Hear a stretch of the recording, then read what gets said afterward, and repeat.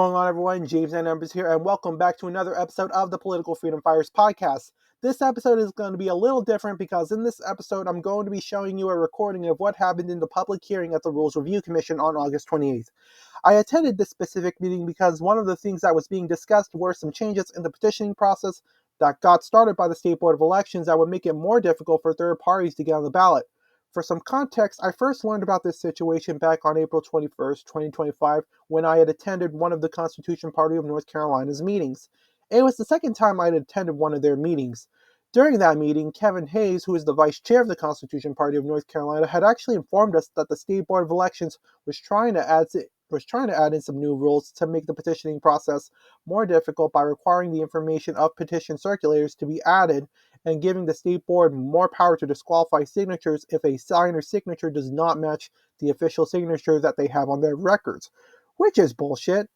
I remember one of them saying, I think it might have been Kevin actually, who said that one of the signers who had signed their petition had actually had theirs rejected because of that reason, and that signer ended up having a stroke. That's pretty fucked up.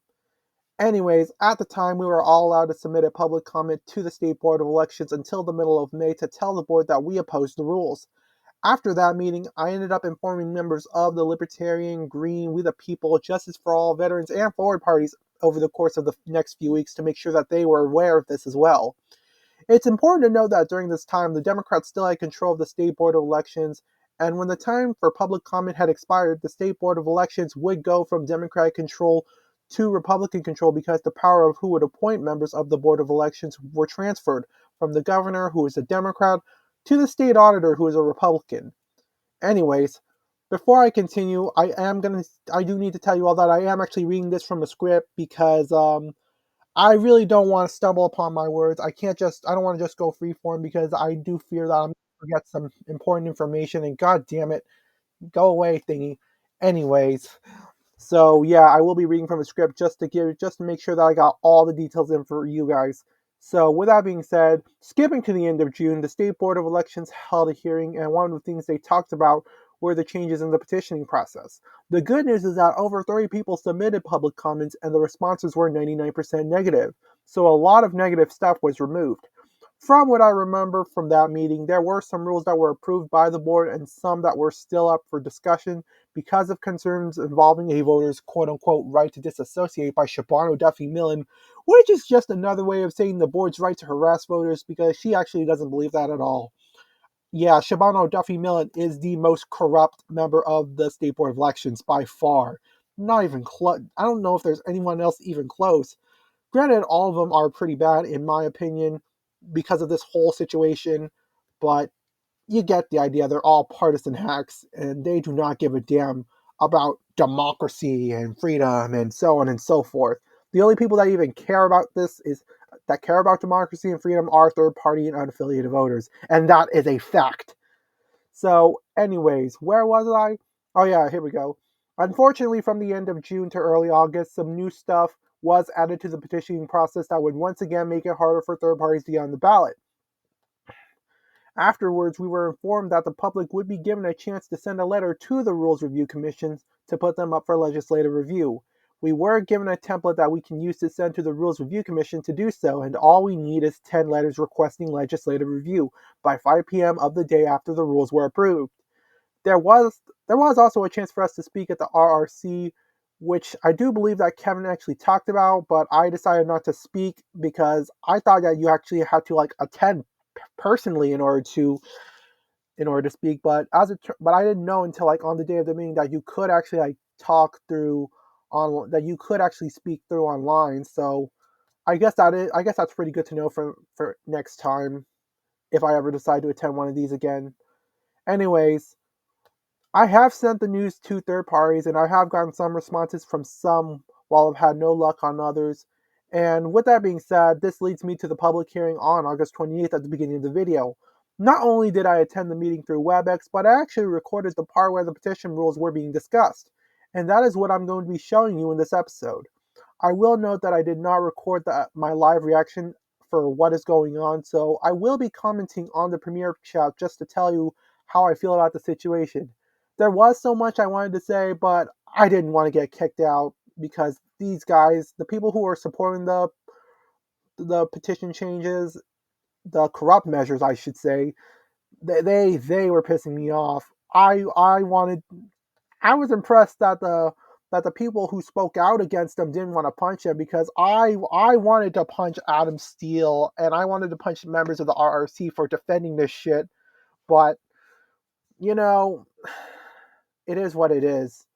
But anyways, the last thing I will note before showing this video is that the people who supported these petition rule changes are corrupt politicians who have absolutely no credibility whatsoever after everything that has happened in the past few years in North Carolina involving ballot access. So I would not recommend believing them at all.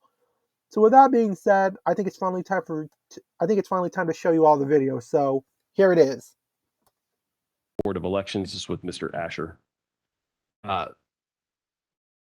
Thank you, Mr. Chairman. And just as a matter of keeping the record clear before I begin introducing these rules, as comments came in with these rules, several comments that were substantive were intermingled with the comments requesting legislative review. Pursuant to your rule 26 NCAC 050103, the deadline for written comments was August 21st.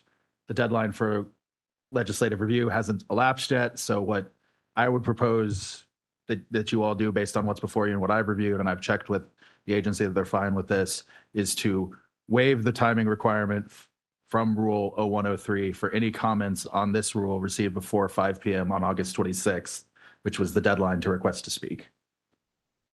Chair would entertain a motion to, go ahead. Commissioner High, you got a question? I make the motion to waive the time period for comments. Second. We have a motion and a second to waive the time period for comments. Is there any discussion? Hearing none. Are you ready to vote? All those in favor say aye. Aye. Those opposed say no. Ayes have it, and the motion is adopted. Mr. Asher. I appreciate it. Makes the record much cleaner. Oh, thank you. In permanent rule tab 1 for the State Board of Elections, you have 25 rules before you. And there's a lot going on, so I've been talking for a while. 4 of these rules deal with political expenditure reporting. Any issues I found with those rules were fairly straightforward, and the agency corrected them in the final revised versions of the rules.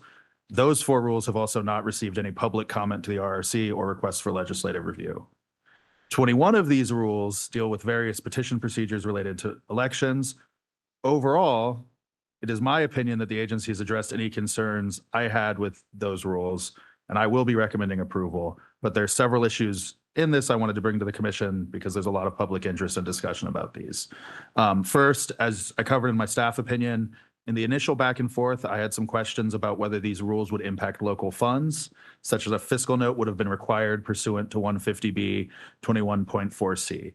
This came up because several of these rules, specifically identified in the staff opinion, are adoptions that direct the procedures and requirements related to County Board of Elections review of petitions. In the absence of existing rules, it seemed possible that these rules would require additional staffing and thus impact local funds. In their response to me, as I outlined in my staff opinion, the agency responded in detail for each rule, but broadly they had 3 basic responses. These rules implement statutory requirements that are already existent. They don't require new requirements. The procedures are already largely in place through training, guidance, and the operation of their software. And these tasks are and can be handled by existing staff. So in the absence of conflicting information, I found those responses persuasive to my question. So that you have a staff opinion saying that and making clear that I think they responded to my answer. Second, you have received several public comments in writing, as well as several members of the public who would like to speak at today's meeting. As to the comments in writing, particularly those who did not request to speak today, there were 2 issues that seemed to prevail. They had concerns about the requirement that petition circulators be identified in the petition. So these rules are about how petitions to have things added to the ballot basically are handled. So there were written comments with concerns that their new requirement will have the petition circulator identified on that form, and the requirement that the new party state the intent of their purpose of their party and how they communicated that to signatories. As to the comments about circulators, they are largely about the increased inconvenience and potential barriers that the rules will impose on those advocating petitions, and the potential that this impedes people's First Amendment rights. It's my view that these are issues of quality or efficacy of the rules and thus outside the scope of this commission's review.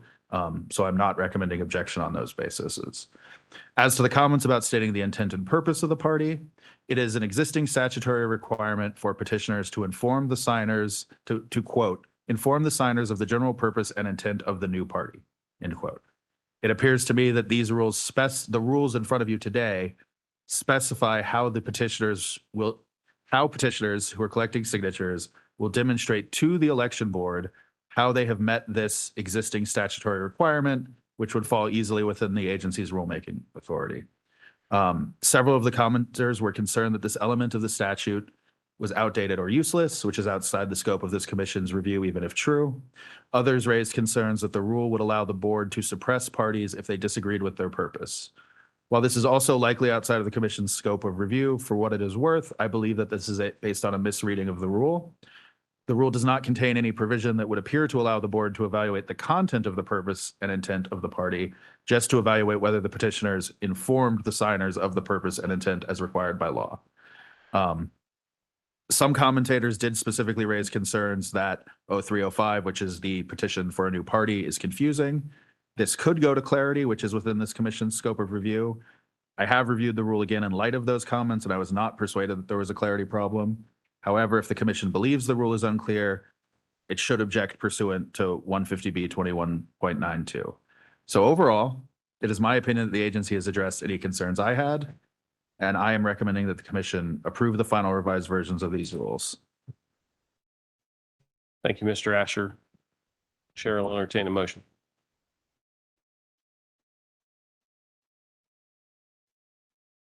Just to get it on the table, I move that we adopt staff's recommendation.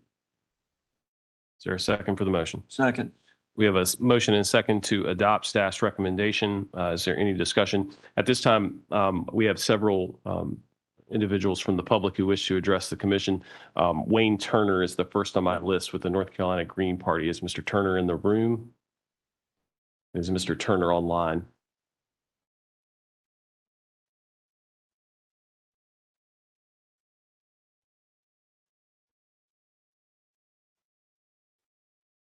Okay.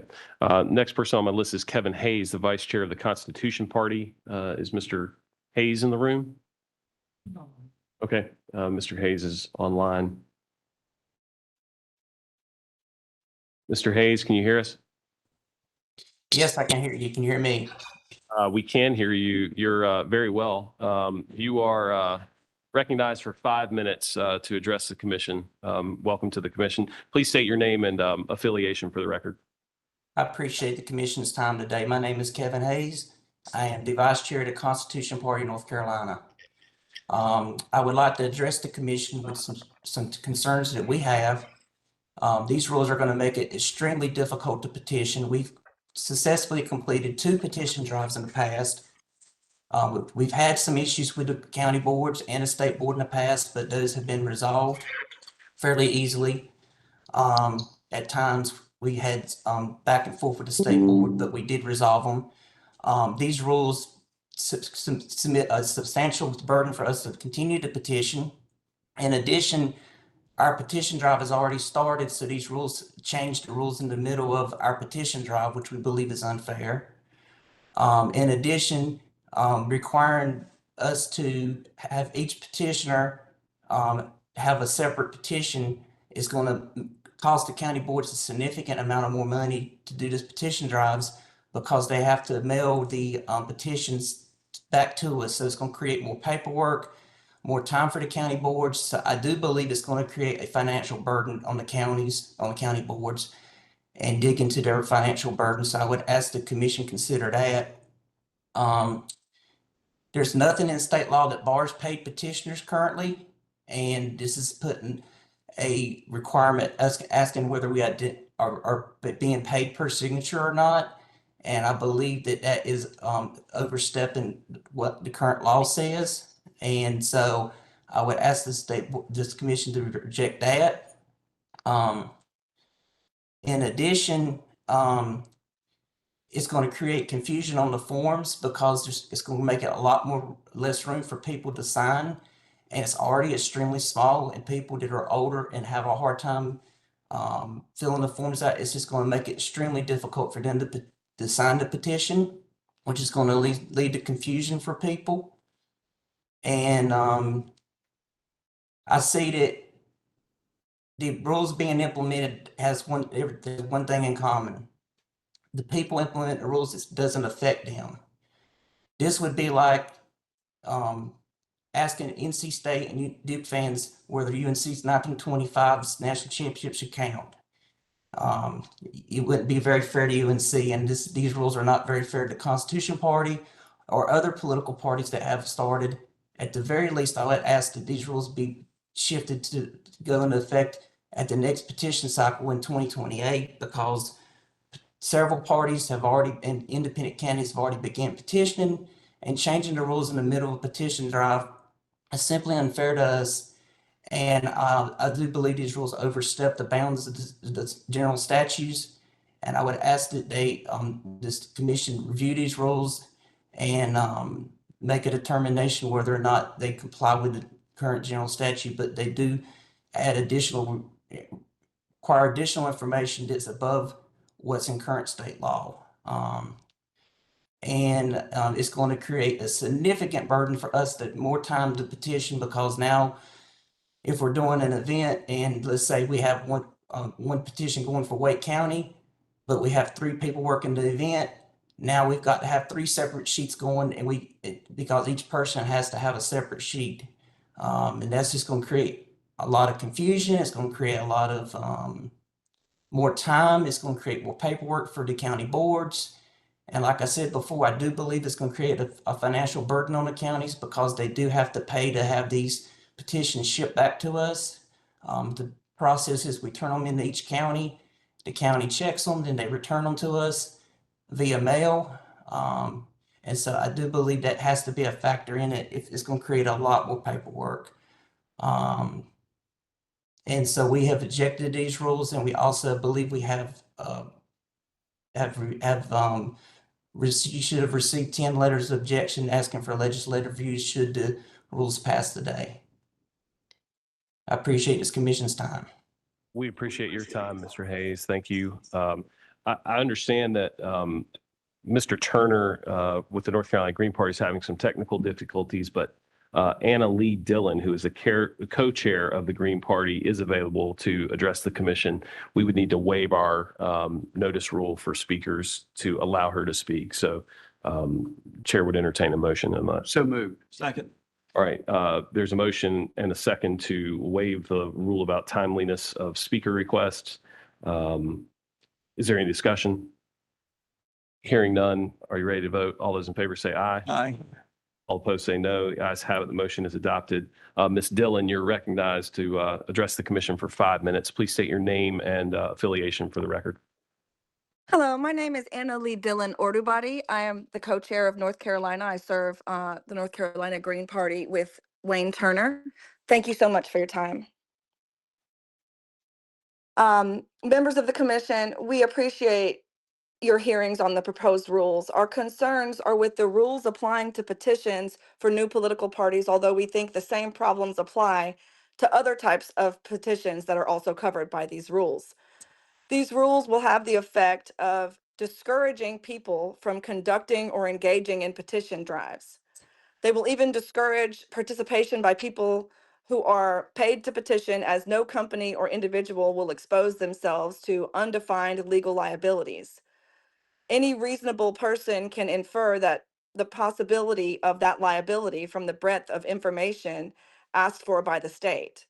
Petitioners are engaging in what should be a legally protected political activity in which they freely choose to spend their time and effort. These rules, in several instances, add to the expense of conducting petition drives and to the logistics of managing petition drives. The burdens of imposed by these statutes are already sufficient to ensure that many petition drives fail. It is, in fact, a pretty difficult hurdle. The rules simply add to those burdens, and we contend that they do so without adequate justification. Furthermore, They are ripe for abuse by political opponents of petition drives who seek to prevent ballot access for electoral competitors. At least one rule seems to be in contradiction to another rule. In addition, the rules themselves will make the signature validation process more difficult for the counties because they will make the petition sheets already insufficient for the purpose more crowded and difficult to interpret. People signing petitions are very unlikely to read extensive lists at the top, and they get confused and overwhelmed and are then less likely to take the time and willing to sign, even if they believe in the purpose, which I believe goes against democracy and the intention of this rule.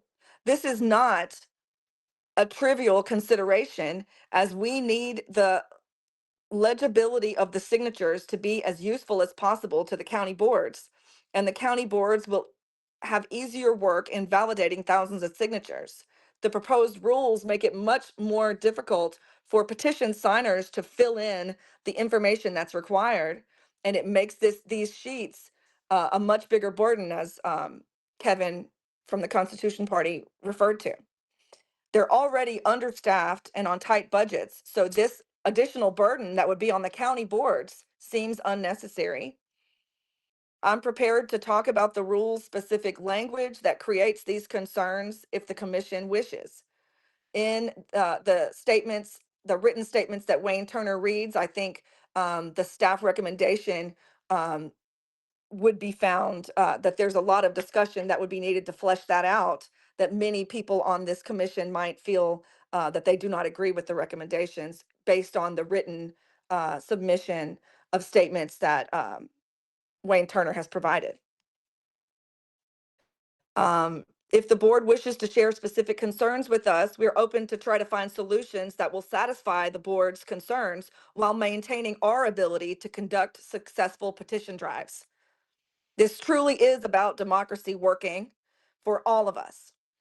There are rules within the proposed rules that we have no objection to. However, we believe the rules which we have examined and that impose burdens on the party and on the board, we believe to be unworkable and unnecessary. We object to their implementation, and I believe that the entire set of rules should be rejected until a more reasonable set is proposed.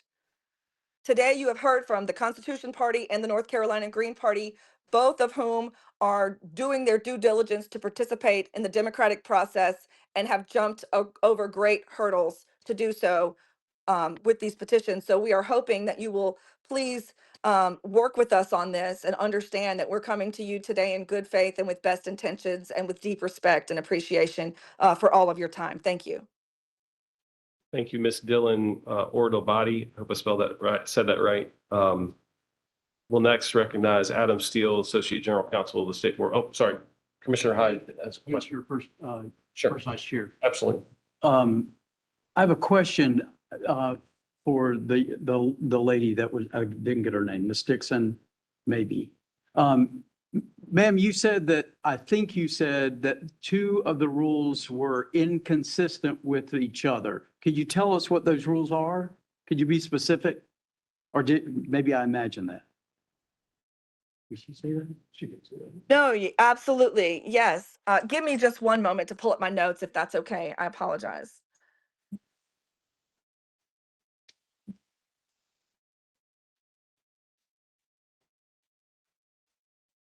And if, well, she's pulling that up.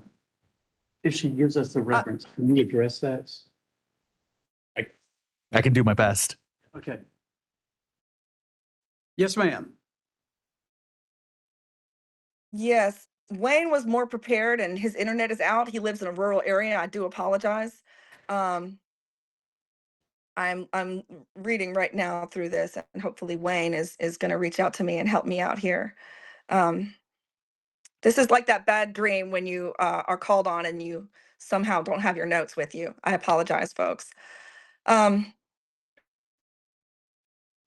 to not take anyone else's time. Yeah, Ms. Dylan Ordobadi, we can let you look for that while we hear from the Board of Elections, if that's okay with you. Thank you so much. I appreciate it.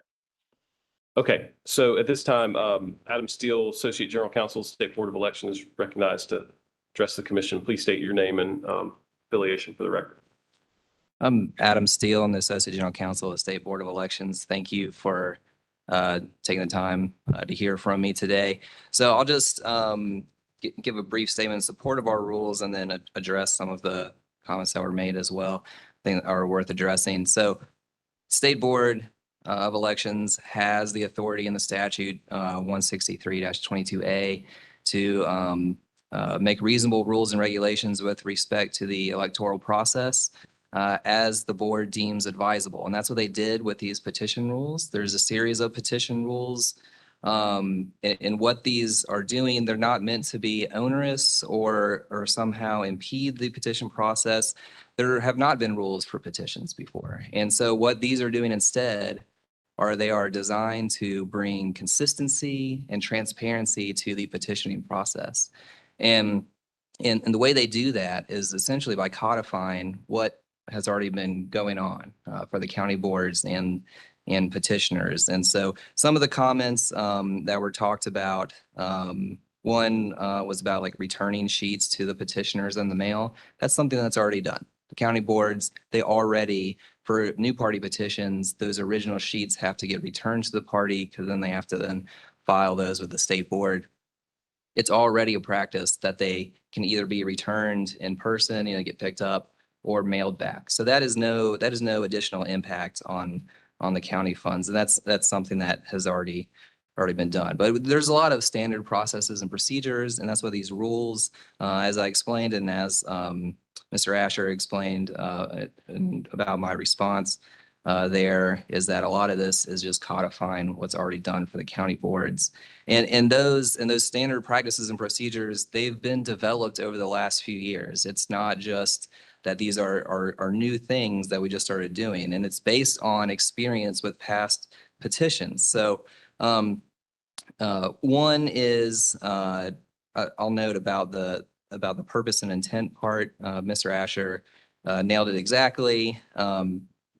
That rule is very carefully crafted to make sure that we're not getting into the content of the purpose and intent. All the state board wants to know is just, did you do it?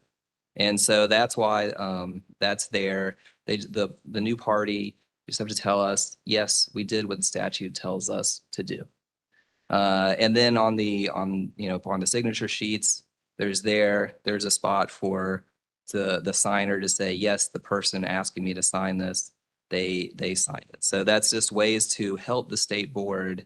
Sometimes there's questions at the end of the process.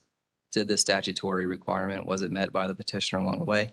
And these are just rules to make sure that that is occurring throughout the petition process. So some other things, the part about paid circulators, this is not saying you cannot pay your circulators. That's something the state board probably cannot do. What it's doing is it's simply asking for information.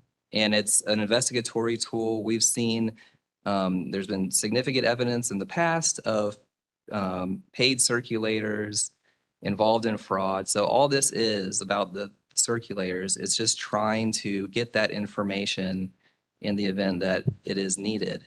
And that goes to just, again, the boards of elections, the county boards, the state board, their review, they have the final review and certification of the petition. So they need to make sure that those petitions are, have complied with the law. Comments about, the design of the form, or maybe, is this the best way to go about it? Those things, as was stated at the very beginning of this meeting today, under 150B-21.9, the Rules Review Commission can consider, the quality, their efficacy of the rule. And I think that's a lot of the comments today are more about that rather than maybe something that can be considered. And so just checking my notes. One thing, the rules, they're prospective. Petitions, it's an ongoing thing. You can't only you can always be having petitions. So there's elections going on right now. There's gonna be elections next year. New party petitions, they kind of go on a little bit longer than just for one specific election. So, are the rules, once they become effective, they're not going to be applied retroactively to discount signatures that were collected by these parties. So that's really not a concern there. One final note that I'll just say, I think this covers everything in my notes, is even though it's really going more to the efficacy or quality of the rule, I'll just say that we have not received any objection at the state board from county board members or staff about these rules and what it would mean for their processes. The signature sheet, it is there. I've already got like a mock of what it'll be like. It doesn't change the amount of space. It shortens the signature length by about 1/4 of an inch, but it's still the same. Mr. Steele, your time is up. Thank you very much. Any questions for Mr. Steele? Okay. Yeah. Sorry, Commissioner Dixon. Just want to clarify what you said. Mhm. Since you said that the document this is not invalidated anyway, That's right. That's right. how does that sort of flow down? Like that process? Yeah, so you have some petitions are solely within the county board's jurisdiction, be like your county level or municipal level contests, if it's for like an unaffiliated candidate. And then you have like a new party petition or maybe unaffiliated candidates for a multi-county or statewide office. So those, it always starts at the county board level. And so the petitions, they're started, they submit a petition request form that kicks off the petition. They get a signature sheet template that they can then use. And then they go out and they do their petitioning. And so for this, what it'd be is if they are using that signature sheet, they collected a signature from somebody before the rules become effective, then we're not going to say, well, that signature sheet, it doesn't include everything that is now required. So that's not going to be invalidated. So those signatures, they'll still be counted towards your overall total to meet your threshold to get your petition certified. But then going forward, okay, your signature sheets, they need to, match the current template and things like that. Thank you. Any other questions for Mr. Steele? Okay, thank you very much, Mr. Steele. Yes, sir.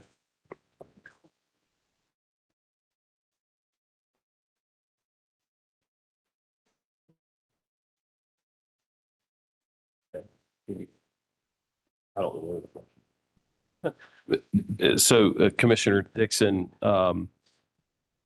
could you restate your question for the record? Because we apparently didn't get it. Sure, I will do my best. My question related to the potential invalidation of current petitions that are underway. And if this would in any way invalidate that or make them not count Great. effectively. So I just wanted confirmation on that. Perfect. Thank you. All right, Ms. Dylan Ordavati, if you're still with us, you gave you some time to find those conflicting statute or rules. And if you could share that information with us, that'd be very helpful. Thanks so much. In 08 NCAC 22.0104 B3 states that the petition sheet shall contain a designated area for the petition circulator to write their first and last name and sign an affirmation that they witnessed the signing of the signatures on the signature sheet. However, 08 NCAC 22.0106, which applies to the submission of signature sheets, has the following language. The petitioner shall submit to the Board of Elections the original signature sheets completed in support of their petition by in-person delivery or mail. Then there is a stricken section. The signatures on the signature sheet shall not be counted if the sheet does not contain the petition circulator's first and last name and signature in the area designated for their name and affirmation.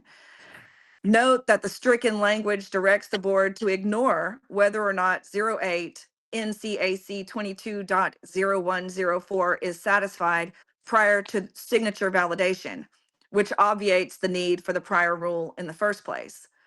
NCAC 22.0305 applies to the general purpose and intent of the new party. this rule requires that the petitioner shall submit written documentation to the state board demonstrating how the petition circulators will inform a petition signer of the prospective party's general purpose and intent when collecting signatures. We have extensive experience over many decades in petitioning for this purpose to participate in democracy. And so in that effort and in the name of democracy, we do ask that y'all reconsider. I know I've answered the question, but I do think that there's a lot more at stake here Thank you. to be considered. Thank you, Mr. Dillon, Automati. Any questions? Questions from the commission? Mr. Asher, if you want to start. Maybe let the agency go first and then I'll. Yeah, state your name. Again, this is Adam Steele, Associate General Counsel for the State Board of Elections. So there's actually a very simple explanation for why that language in 08 NCAC 22.0106A is stricken out. And it's honestly because a drafting error on my part. So if you look at Rule 08 NCAC 22.0203, that is the rule Can you that give me that one again? Sorry. 08 NCAC 22.0203. That's the rule that talks about some kind of guidelines for accounting signatures. And the exact same language, or almost exact same language, is in paragraph E, where it says no signature on a signature sheet without the petition circulator's first and last name and signature in the area designated for their name and affirmation shall be counted towards the signature requirement for a petition. So that language was originally in the submission of signature sheets rule, and then copy and paste without deleting is why it was there left over. And we realized that after the comment period. So that's why that was changed there after the comment period. So it is actually not inconsistent. Thank you, Mr. Steele. Just to recap, the motion was to approve staff's recommendation. There was a second. So is there any further discussion on the motion? Mr. Hyde? Mr. Vice Chair, is it my understanding that there are already 10 letters for legislative review? I'll let Mr. Asher confirm that. There may be, there were 7 as of close of business yesterday, I believe. And I very quickly can see that there are at least 2 more. So I can't guarantee that it has reached it as of now, but it is certainly close if it hasn't. And Thank you. I think we have until 5 p.m. tomorrow. Is that correct, for letters to come in? That's correct. And on that note, I'll mention, just because I spoke with the agency about it, is the agency has indicated that they don't see any interconnectivity issues should some of these rules be held for legislative review. Thank you for that, Mr. Asher. Any further discussion? Hearing none, are you ready to vote? All those in favor of the motion to adopt staff's recommendation, say aye. Aye. All opposed, say no. The ayes have it. Motion is adopted. All right. At this time, the chair would just ask if we need to take a little break. Any commissioners who need that? Or do you want to power through this next item? May take a little while. Okay. All right. Let's move on to item 8, which is Board of Dental's examiners. All right, now that I've shown you what has exactly happened, I do want to give you a bit of an update on what has happened since then. Ever since the public meeting, I have gotten word from some people that they are going to turn in letters requesting legislative review on their own since then. I have gotten word from the Veterans Party of North Carolina, the Libertarian Party of North Carolina, and the Socialist Party of North Carolina that they were going to turn in letters to the or they already have turned in letters to the Rules Review Commission. So yeah, I do want to thank them, as well as the Constitution Party of North Carolina and the North Carolina Green Party, of course, for doing this as well. I have tried to get into contact with Ford. I know Ford's aware about this situation, but I guess I haven't heard much back from them since then. Same with We the People Party. I have not heard much from the Justice for All Party, and I have informed them about this as well. But yeah, and with the Reform Party, apparently something happened with the email, and the chairman of the Reform Party couldn't find my emails for whatever reason, but it is what it is. All that matters is we managed to get 10 letters for legislative review, so this is going to be pretty important, and I will be keeping you all updated on what's going to happen next. So with that being said, I really hope you all enjoyed the video. I don't know if I can say like I enjoyed what happened. I'm more insulted. And yes, I know this video is going to be under an hour long. That's not usually my it's usually way too short for how I'm doing these videos, but I don't have much else to say, and I think this video is too important to like extend it any further. So with that being said, I hope you all enjoyed the video. Hit the like button down below if you enjoyed, hit the subscribe, hit the notification bell, and I'll be honest with you, before I go, I just want to say fuck the State Board of Elections, fuck the Rules Review Commission, fuck the Democrats for starting this fight, fuck the Republicans for not doing anything to stop this, and let's go third party. So with that being said, I'll see you all later. Take care.